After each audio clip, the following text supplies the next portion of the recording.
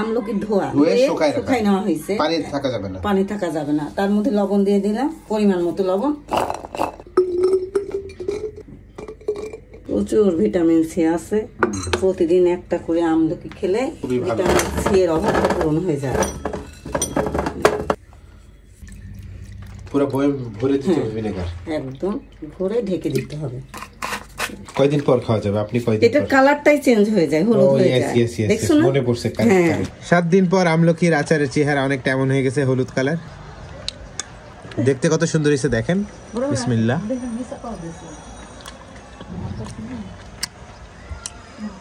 অন্যরকম, অনেক মজা, অনেক মজা,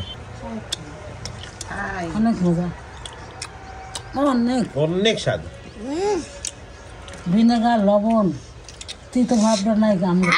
মানে আমলকি যে এত মজা হয় এটা ভাবাই কঠিন। আমলকি যে তিতা কষ হারাই গেছে, তিতা নাই, সেটা নাই। মানে যারা খাইতে পারে না তারা খেতে পারবে। ভিটামিন সিটা পাচ্ছি আমরা, আর প্রচুর ভিটামিন সি এই আমলকিতে। এটা যত থাকবে তত মুছবে, আরো ভালো লাগবে, আরো স্বাদ হবে, অনেক মজা।